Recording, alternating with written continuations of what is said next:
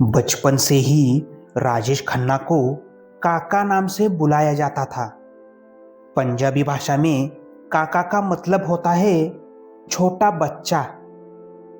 10 साल में ही राजेश खन्ना थिएटर से जुड़ गए। उन्हें तबला और बोंगो बजाने में खासा दिलचस्पी थी। स्कूल के दिनों में जितेंद्र उनके बहुत अच्छे दोस्त थे। एक्टिंग से बहुत प्यार था, तो वो कॉलेज के दिनों में भी थिएटर और स्टेज से जुड़े रहे। साथ ही स्टेज शो से कई अवार्ड्स भी अपने नाम किए। राजेश खन्ना ने अंधा युग नाम के एक नाटक में सैनिक का किरदार निभाया, जिसे देख चीफ गेस्ट ने कहा, बेटा तुम्हें फिल्मों में काम करना चाहिए। लेकिन पिता नहीं चाहते थे कि राजेश खन्ना फिल्मी दुनिया में कदम रखे। पिता के मना करने के बाद भी वो नहीं माने। सिनेमा के लिए उनका लगाव कम नहीं हुआ। ये बात उन्होंने अपने मामा को बताई, जिन्होंने फिल्मों के लिए उनका नाम बदलकर राजेश खन्ना रख दिया। 1966 में राजेश खन्ना की पहली फिल्म आखिरी खत रिलीज हुई। इस फिल्म को 40वें ऑस्कर अवार्ड के बेस्ट फॉरेन लैंग्वेज फिल्म के तहत एंट्री मिली थी, लेकिन फिल्म नॉमिनेशन राउंड से बाहर हो गई। हालांकि राजेश खन्ना की पहली फिल्म फ्लॉप रही। 1967 में उनकी दूसरी फिल्म राज रिलीज हुई, जिसने बॉक्स ऑफिस पर ताबड़तोड़ कमाई की। फिल्म का बजट 65 लाख था, जिसने इंडियन बॉक्स ऑफिस पर 1 करोड़ का कलेक्शन किया। पहले फिल्म आराधना का टाइटल वंदना था। ठीक इसी कहानी पर एक और फिल्म लिखी गई थी, जिसका टाइटल एक श्रीमान एक श्रीमती था। जब ये बात फिल्म आराधना के डायरेक्टर शक्ति सामंत को पता चली, तो शुरुआत में उन्होंने फिल्म बनाने से इनकार कर दिया। हालांकि बाद में कहानी में कुछ बदलाव किए गए। डबल रोल का कॉन्सेप्ट लाया गया, जिसके बाद फिल्म आराधना बनी। फिल्म आराधना का गाना मेरे सपनों की रानी कब आएगी तू, ये गाना लोगों ने खूब पसंद किया। लेकिन क्या आपको पता है कि गाने में नजर राजेश खन्ना ने सड़कों पर शूटिंग की थी, वही शर्मिला टैगोर ने स्टूडियो में गाने के हिस्से को शूट किया था। दरअसल बात ये थी, जब इस गाने को फिल्माया गया था तो शर्मिला टैगोर किसी कारणवश शूटिंग सेट पर नहीं जा पाई थी। इसी वजह से राजेश खन्ना के हिस्से को सड़क पर शूट कर लिया। लेकिन वही बाद में एक स्टूडियो में शर्मिला टैगोर के हिस्से का शूट किया गया था, जिसे बाद में एडिट करके दर्शकों के सामने लाया गया। राजेश खन्ना की लोगों के बीच में जबरदस्त दीवानगी थी। जहां वो फिल्मों के शूटिंग करते थे, वहां पर फैंस उन्हें देखने के लिए पहुंच जाते थे, जिससे कभी कभी हादसा भी हो जाता था। किस्सा है फिल्म कटी पतंग की शूटिंग का।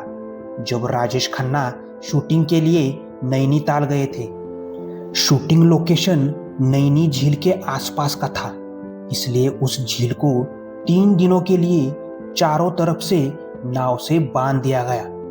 वजह ये थी कि लोग उन्हें देखने के लिए बड़ी तादाद में वहां जरूर पहुंचेंगे, जिस वजह से हादसा होने का बहुत खतरा था।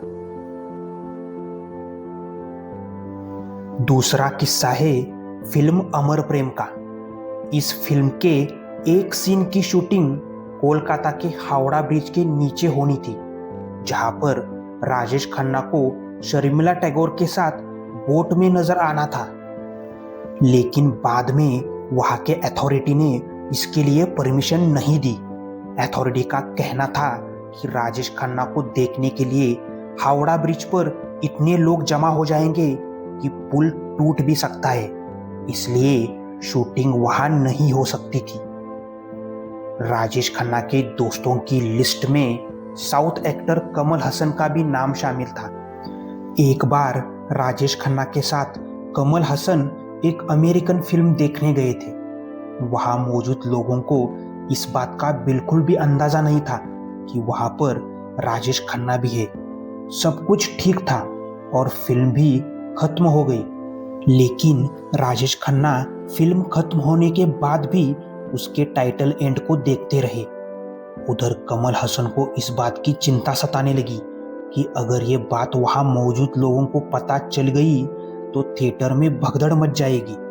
आखिरकार वही हुआ। लोगों ने राजेश खन्ना को पहचान लिया और उन्हें छूने के लिए वहां मौजूद लोगों में खींचातानी शुरू हो गई। कमल हसन ने उस भीड़ से राजेश खन्ना को बचाकर कैसे वैसे बाहर निकाला, लेकिन लोगों की खींचातानी में राजेश खन्ना की शर्ट फट गई। हालांकि इसके बावजूद वो मुस्कुराते रहे। 1974 में फिल्म रोटी रिलीज हुई, जिसमें राजेश खन्ना के साथ मुमताज नजर आई थी।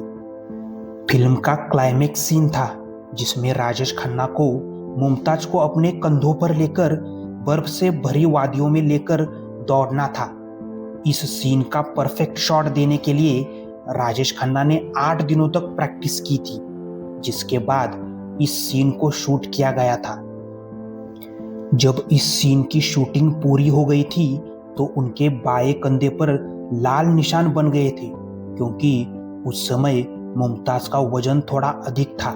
इस वजह से राजेश खन्ना का कंधा चोटिल हो गया था। राजेश खन्ना को हिल स्टेशन से बहुत प्यार था। यही वजह थी कि कश्मीर को उनको दूसरा घर कहा जाता। जब भी वो कोई फिल्म करते थे तो डायरेक्टर से जरूर कहते थे कि फिल्म का कोई एक गाना हिल स्टेशन में ही शूट हो। यही वजह है कि उनकी अधिकतर फिल्मों में कोई एक गाना जरूर हिल स्टेशन पर फिल्माया गया रहता है। 1969 टू 1972 ये दौर था जब राजेश खन्ना किसी भी फिल्म में नजर आते थे तो उनकी एक खास फरमाइश होती थी कि उनकी फिल्मों के गाने किशोर कुमार ही गाए।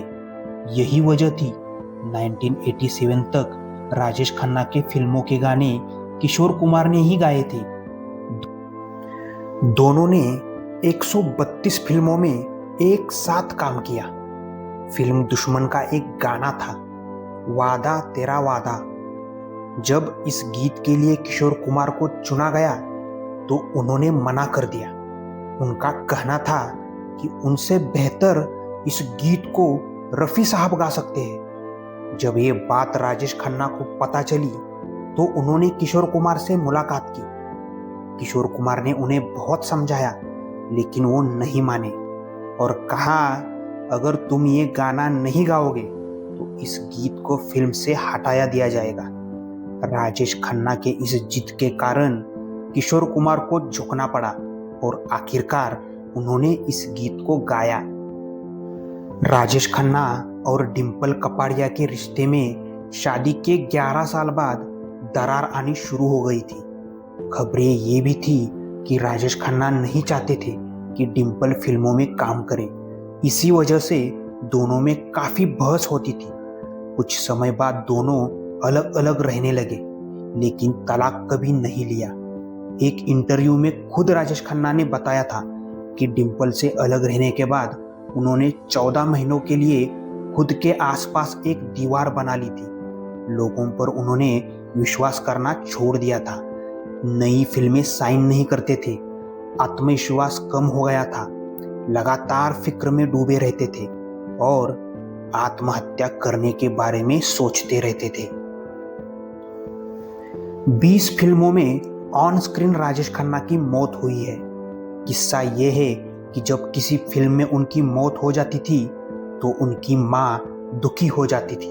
वो उनसे कहती थी, उन डायरेक्टर्स के साथ काम मत करो जो तुम्हें फिल्मों में मार देते हैं। राजेश खन्ना एक्टिंग के ऐसे जादूगर थे कि फिल्मों में रोने वाले सीन के लिए उनको ग्लिसरीन लगाने की जरूरत नहीं पड़ती थी। वो सीन में इतना रम जाते थे कि आंसू खुद ब खुद निकल आते थे। राजेश खन्ना जी ने अपने करियर में कई हिट फिल्में दी, लेकिन उनका स्टारडम भी एक समय के बाद कम हो गया। जब फिल्मी दुनिया में एंग्री मैन अमिताभ बच्चन की एंट्री हुई तो उनका जादू लोगों में फीका पड़ने लगा। दोस्तों, तो ये थे सुपरस्टार राजेश खन्ना जी के कुछ किस्से और कहानियाँ। ऐसे ही किस्से और कहानियाँ सुनने के लिए चैनल को जरूर सब्सक्राइब कीजिए और लाइक और कमेंट जरूर करना, मगर दिल के झरोखे से।